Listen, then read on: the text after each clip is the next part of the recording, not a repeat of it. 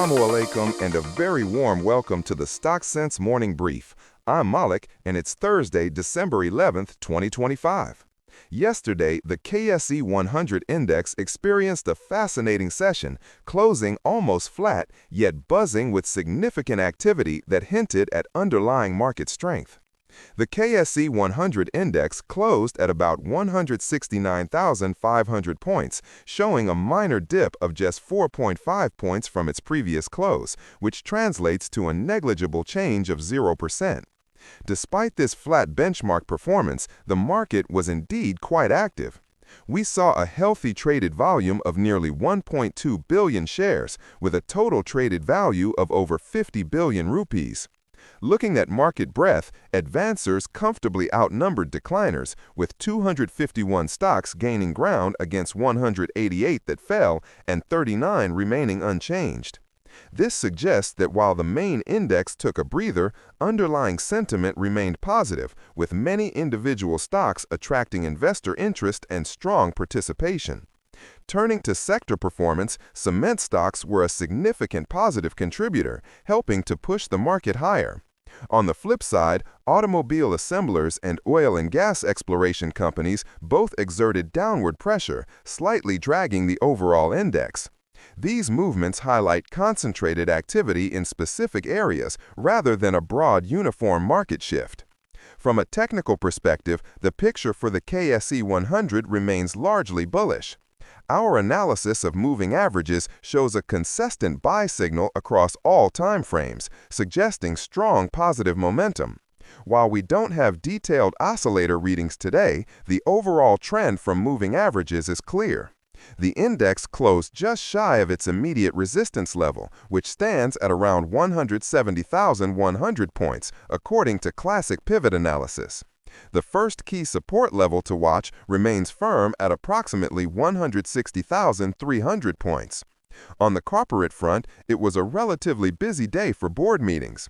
Several prominent banks, including Faisal Bank, Askari Life Assurance, Aliyad Bank, and MCB Bank, held meetings to discuss matters other than financial results. Similarly, Ashfaq Textile Mills and Al Abbas Sugar Mills also convened their boards. We have no specific last-day entitlement announcements to report today. In broader economic and market news, several key stories unfolded. On the positive side, the PSX hitting a new high was largely fueled by a crucial inflow from the International Monetary Fund and a robust increase in workers' remittances. Speaking of remittances, they rose by 9.4% in November, reaching $3.2 billion, which is excellent news for the economy.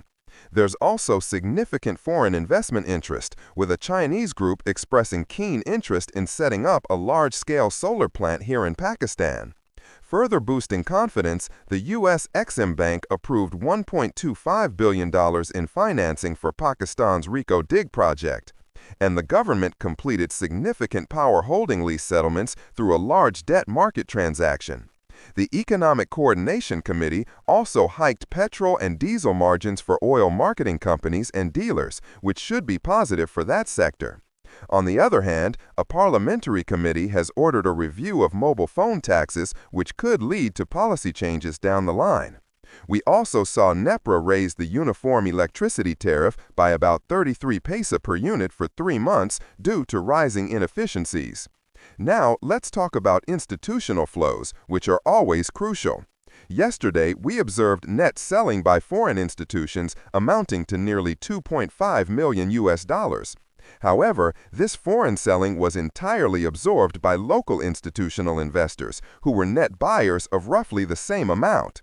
Diving deeper into the local market, individuals were the strongest net buyers, with net purchases of over $5 million. Followed by companies with nearly $2 million and broker proprietary trading adding about $1.1 million. On the selling side, other organizations, mutual funds, and insurance companies were notable net sellers, along with foreign corporates, overseas Pakistanis, and non-bank financial companies. So, it was a day where local participants, particularly individuals, stepped up to absorb foreign outflows. My take is this. Yesterday's session, despite a flat index close and foreign selling, demonstrated remarkable resilience. The strong local buying, particularly from individuals and companies, alongside positive macroeconomic indicators like robust remittances and the IMF inflow, provided a solid foundation. This suggests a deep-seated local confidence.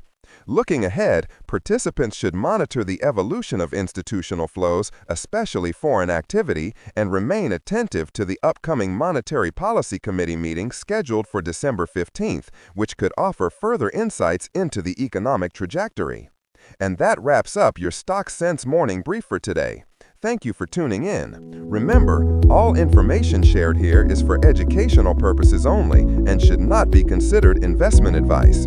We'll be back tomorrow morning with another update. Until then, invest wisely.